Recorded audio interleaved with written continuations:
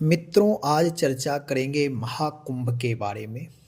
यद्यपि आप लोग सोशल पर सब देख ही रहे हैं मोबाइल टीवी के माध्यम से, फिर भी मैं कुछ चर्चा कर रहा हूँ।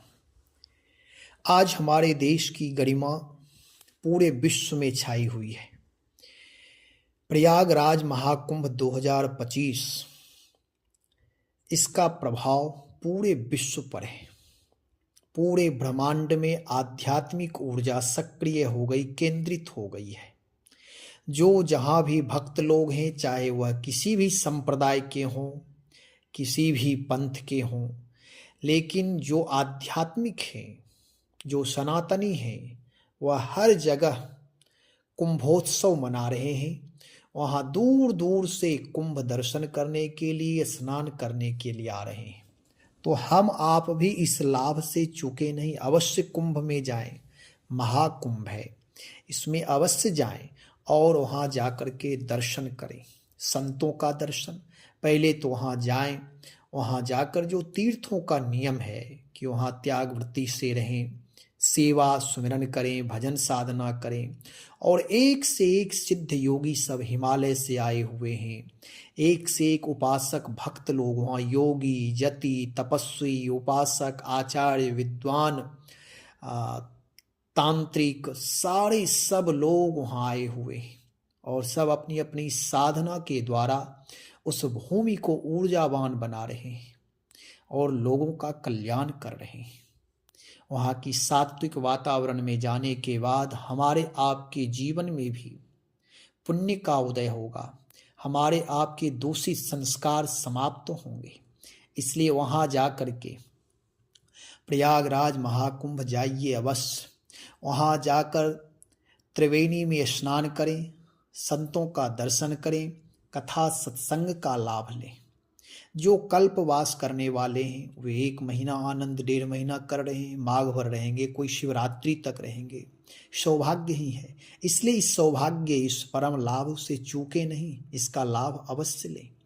क्योंकि ऐसा अवसर सुनने को मिला है कि 144 वर्ष बाद फिर जोग, लगन, ग्रहवार, तिथि ये सब अनुकूल हो सकते हैं।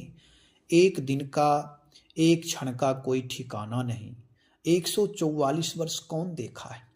यद्यपि हर 12 वर्ष पर महाकुंभ लगता है, लेकिन एक दिन का ठिकाना नहीं, 12 वर्ष प्रतीक्षा किया जाए। इसलिए इस कुंभ में जाकर के अवश्य लाभ ले, संतों का दर्शन करें। क्योंकि मानसकार कहते संत दरस जिमि पातक, संत दरस जिमि पातक टरई। संतों के दर्शन से हमारे आपके पाप समाप्त होते हैं। भगवान राम भी कहते हैं, मुझसे अधिक संत करी लेखा, मुझसे अधिक संतों का सम्मान करो। इसलिए इस कुंभ में अवश्य जाइए, वहां जाकर सेवा करिए, सुमिरन करिए और सहयोग करिए। सहयोग अवश्य करिए। जहाँ रहें, जिस आश्रम में, जिस खालसा में रहें, वहाँ सेवा करें। रसोई में सेवा हो, बर्तन सेवा हो, कथा कीर्तन की सेवा, जो सेवा मिल जाए उसमें भावपूर्वक सेवा, मतलब श्रद्धा विश्वास से युक्त होकर जो क्रिया किया जाता है वह सेवा है। इसलिए वहाँ आनंद लें। एक से एक सिद्ध महापुरुष, एक से एक योगियों का दर्शन होगा। बहुत ऐसे महापुरुष आएंगे होंगे। कुछ संत ऐसे एकाध कोई बिरले महापुरुष हैं जो अग्नि स्नान करते हैं। आग में आप देखेंगे उन्हें लेटते हुए, अग्नि स्नान। कुछ ऐसे संत आएंगे जो जल पर उनको आप पैदल चलते हुए देखेंगे। कुछ ऐसे संत आए, एक से एक चमत्कारी संत जो अपनी साधना के द्वारा प्राप्त किए हैं। कोई सूर्य उपासक है, कोई गणपत्य उपासक है, कोई और अन्य देवी देवताओं की उपासना करके जो उन्होंने प्राप्त किया, वह सारी ऊर्जा, सारी क्षमता, सारे आशीर्वाद लेकर के कुंभ में आए हुए हैं। इसलिए संतों के बीच जाकर दर्शन करें। उनका दर्शन ही अमोघ है। दर्शन करने से ही हमारा आपका जीवन सफल हो जाएगा। क्योंकि इस जगत में हम आप हैं, भक्ति करते हैं तो कहते हैं प्रथम भगति संतन कर संगा। यदि जीवन में भक्ति चाहते हैं तो भक्ति का परम लाभ कुंभ से ही प्रारंभ हो जाएगा। क्योंकि 1-2 संत नहीं, संतन कर संगा कहा गया। बहुत संख्या में, हजारों हजार, लाखों लाखों की संख्या में जहाँ संत इकट्ठे हों, वहाँ की ऊर्जा, वहाँ की भूमि, वहाँ का वातावरण, सात्विक वातावरण पूरे ब्रह्मांड में व्याप्त है। इसलिए तमोगुनी आत्मा भी जब वहाँ पहुँचती है, कोई भी व्यक्ति पहुँचता है तो वहाँ शांति महसूस करता है। इसलिए इस ऊर्जा में जाइए, स्नान करिए, सेवा करिए, सुमिरन करिए और घूम घूम करके संतों का दर्शन करिए।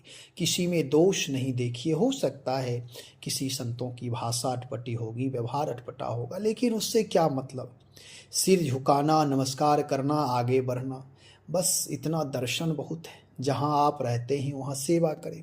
तो इस तरह संतों का दर्शन कुंभ मेला में अवश्य करें। इस लाभ से वंचित ना रहें, या मेरी प्रार्थना है। हाँ, थोड़ा कष्ट है। आप जब तीर्थ में जाएं तो सुविधा के अनुसार जाएं।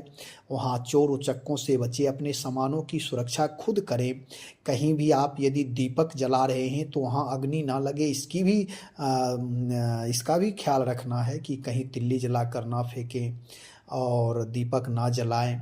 अपने सामानों की सुरक्षा करें, गंदगी ना फैलाएं, क्योंकि सरकारी व्यवस्था सुविधा तो है ही, लेकिन हमारा आपका भी कर्तव्य है कि तीर्थों को अपवित्र ना करें, गंदा ना करें। वहाँ जाएं तो कुछ सफाई करें, लेकिन गंदगी ना फैलाएं।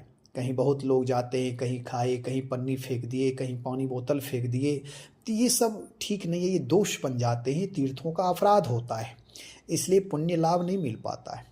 तीर्थों में जाइए, स्नान करिए, संतों का दर्शन करिए और आनंदित होइए। वहाँ राम कथा, भागवत कथा, शिव पुराण, विष्णु पुराण और एक से एक महायज्ञ, विष्णु महायज्ञ हो रहा है, रुद्र महायज्ञ, हनुमत महायज्ञ, श्री राम महायज्ञ, जो भी शक्ति महायज्ञ, एक से एक पूरे संत सिद्ध महापुरुषों के सानिध्य में कथाएं हो रही, कीर्तन हो रहा है, यज्ञ हो रहा है। वहाँ क्या कहना, वहाँ जितना वर्णन किया जाए वह कम ही है। इसलिए अपने जीवन को लाभान्वित अवश्य करिए। हम आप सब परम सौभाग्यशाली हैं कि ऐसा अवसर मिला है। इस अवसर का लाभ लीजिए। बहुत सारे लोग मैं जानता हूँ जो गए हुए हैं, वहाँ कल्पवास कर रहे हैं, 1 महीना पूरे माघ भर रहेंगे। कुछ लोग शिवरात्रि तक रहेंगे, पूरे स्नान करके आएंगे। कुछ गृहस्थ हैं, ये लोग गृहस्थ भी अपना घर द्वार की जिम्मेदारी तो और लोग कर ही रहे हैं। 1-2 लोग अगर परिवार से जाकर वहाँ दर्शन करें तो बड़ा लाभ मिलता है। पुण्यार्जन करना चाहिए। और वे तीर्थराज प्रयाग हैं, एक तो तीर्थों के राजा, समस्त तीर्थों के राजा हैं। दूसरी बात, वहाँ संगम है, गंगा यमुना सरस्वती का संगम है। तीसरी बात कि यहाँ इतने सारे संत महापुरुष आए हुए हैं, उनकी आध्यात्मिक ऊर्जा, उनकी उपासना, उनकी भक्ति, उनका ज्ञान, ये सारे लाभ बहुत सारे संयोग बनने के बाद भी नहीं मिल पाता है। ये तो भगवान की बड़ी कृपा है।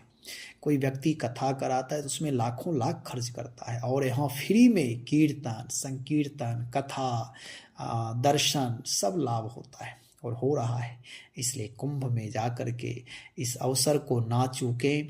वहाँ जाकर किसी की निंदा शिकायत ना करें। आपसी प्रेम, एक दूसरे का सहयोग करिए। कहीं भी जाए तो हमारा अपना संस्कार, स्वभाव, वे भी उस सात्विक वातावरण में जाने के बाद सात्विकता उसमें आ जाए।